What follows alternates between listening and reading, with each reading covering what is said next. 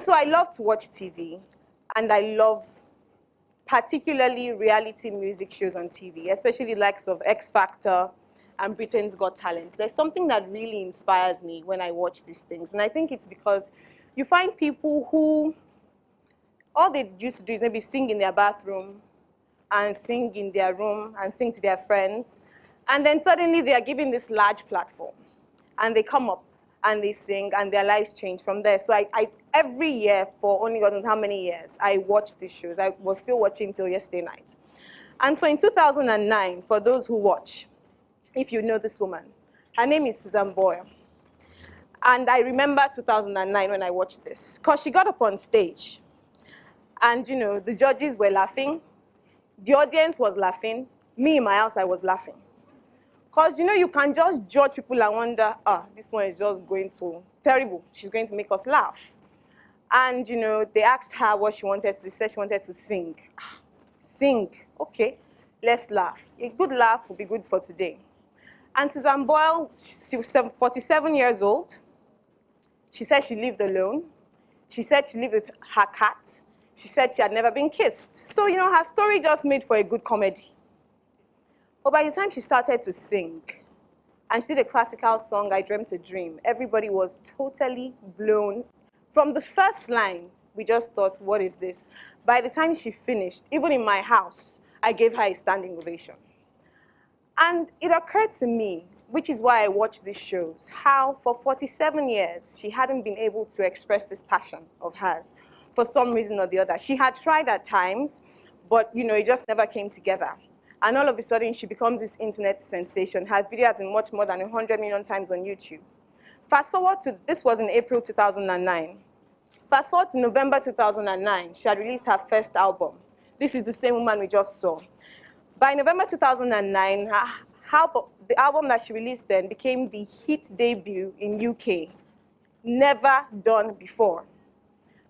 We're in 2015. Today, she's released 6 albums.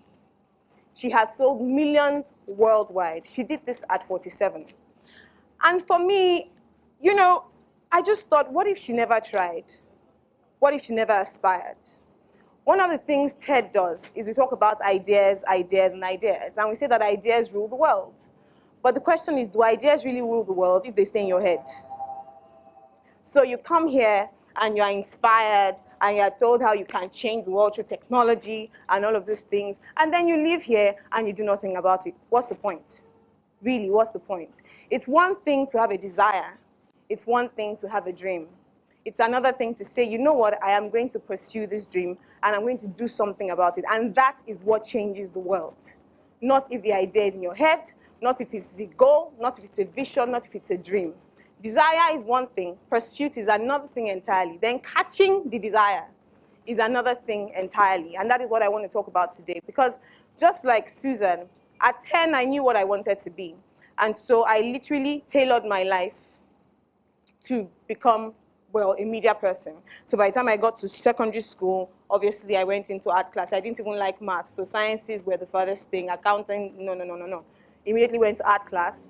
When I was going to go to university, I knew I was going to study mass communication. In fact, at the time, I wanted to go to University of Lagos, and I think I didn't make the cutoff mark. And so my father said, go for English. I said, no, I'd rather go to University of Calabar, which was, for some reason, the only other option. And my father looked at me like, you go to, because I was the last one in my family, so it was strange that I want to go to Calabar. I said, Daddy, I want to study mass comm. And I tailored my life to all of those points. But how come sometimes, even when we're so passionate about these dreams that we have, we sort of struggle to fulfill them?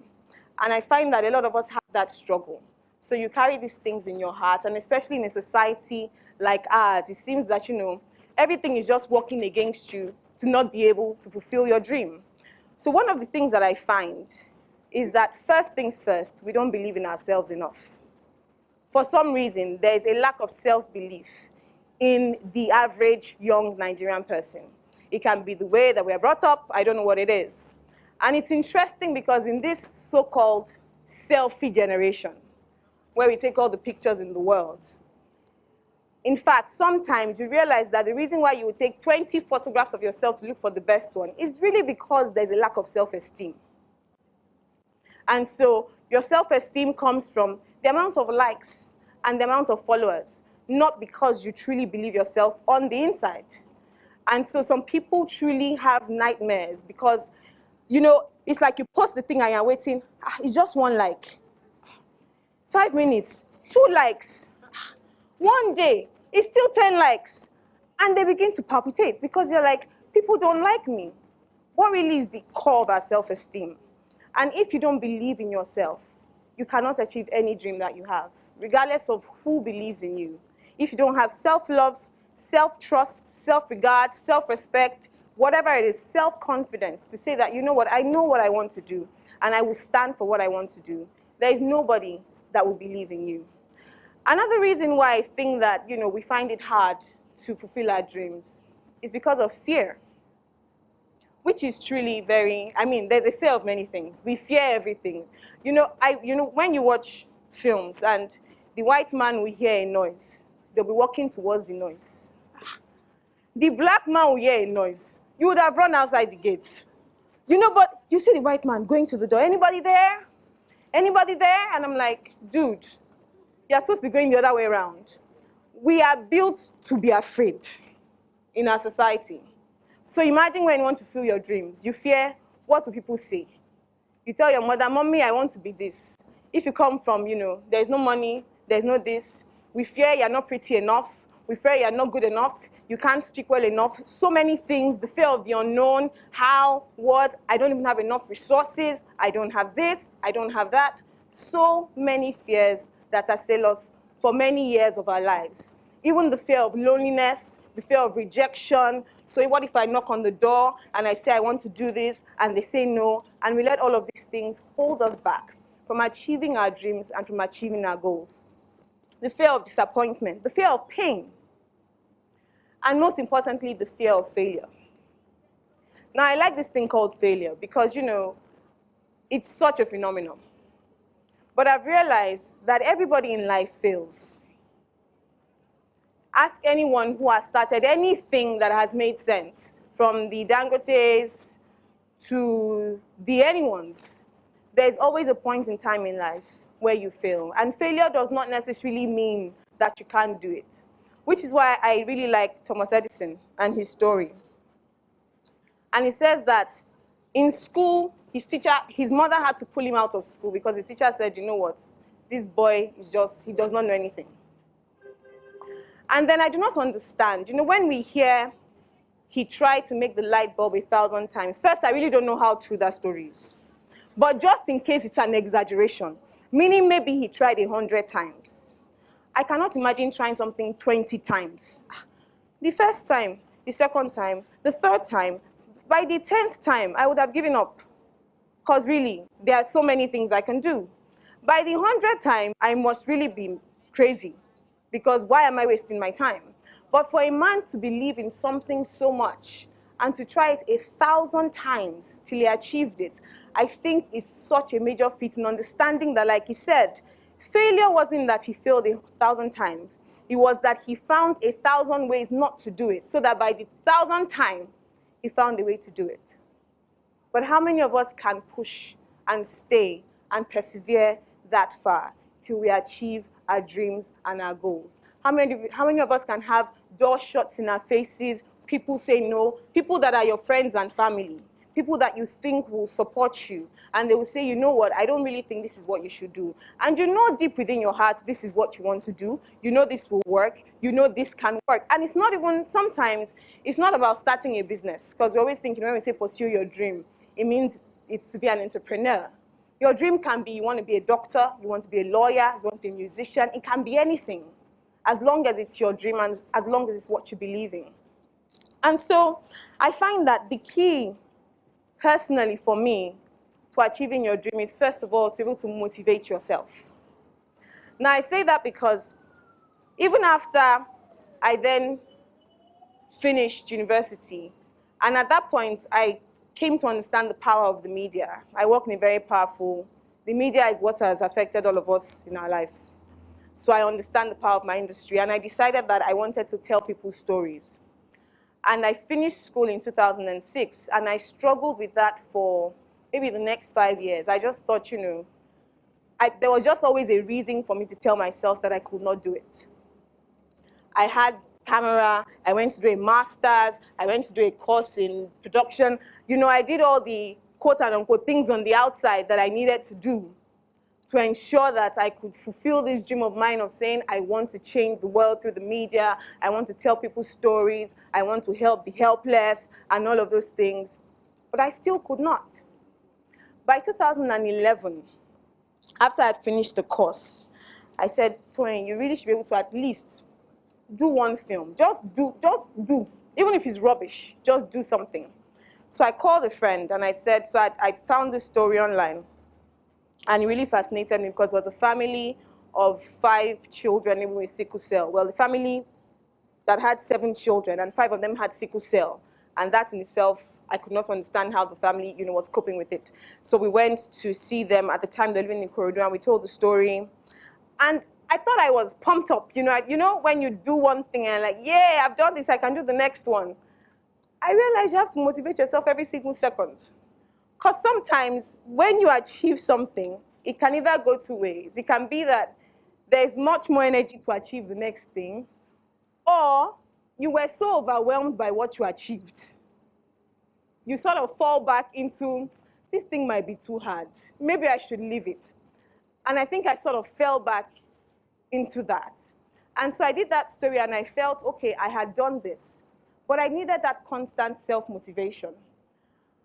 And sometimes, even when you don't have that constant self-motivation, what you then need is people that can help you.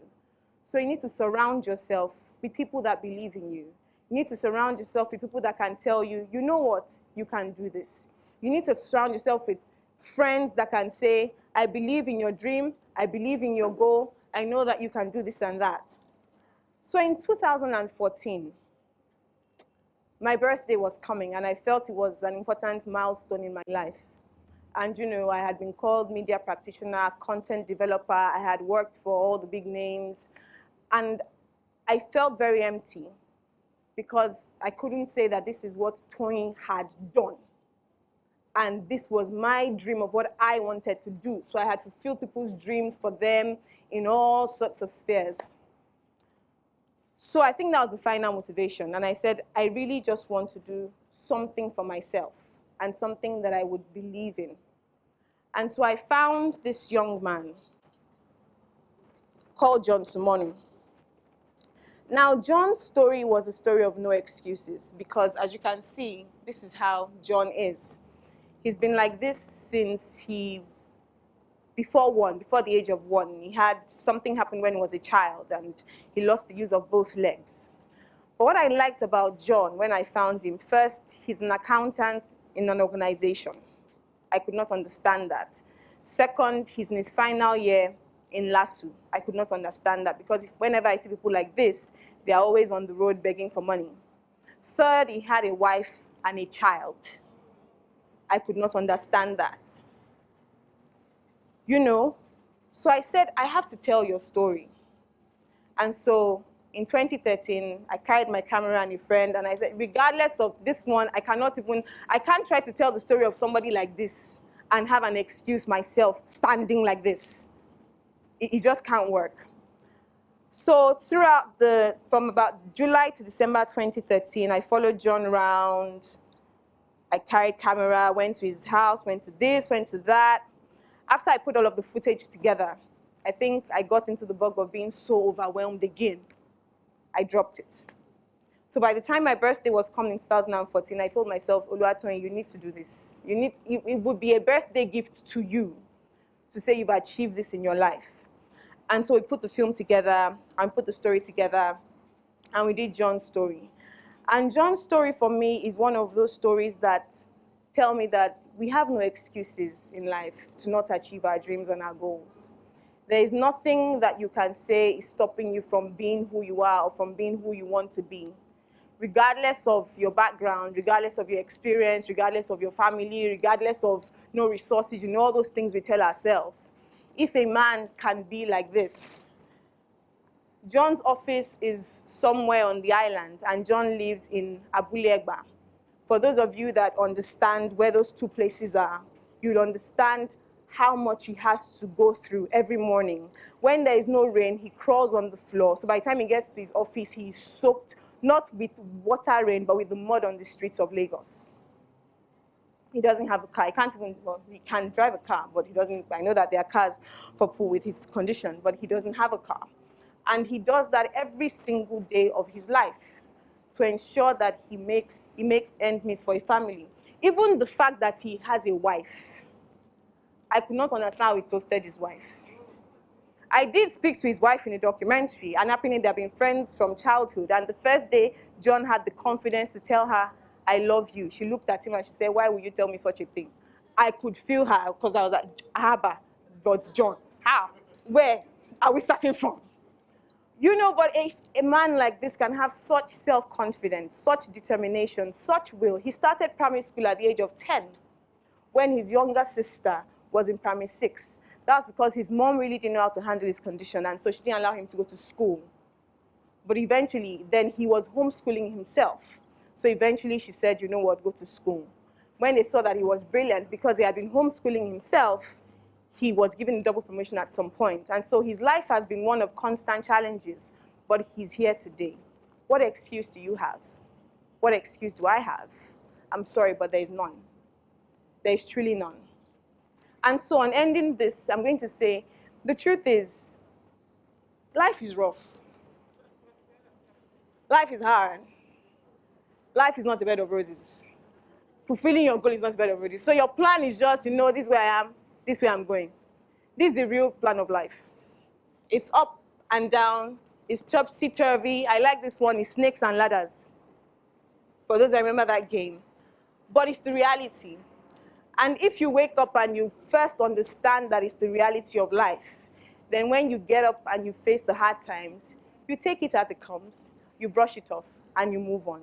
If you want to cry, cry. When you finish crying, clean your eyes and say, "You know what, let's continue this journey."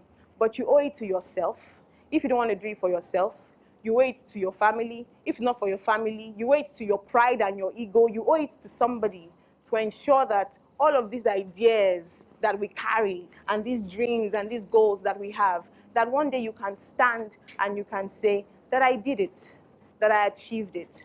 I am still on that goal myself. Every day I tell myself there is so much more to be done. There is nothing stopping me. Regardless of what you have, regardless of what you don't have, there is nothing stopping you.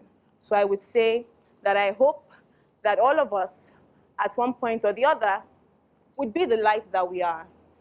This conference says, "Let there be light." Be the light that you are and shine bright for the world to see. Thank you.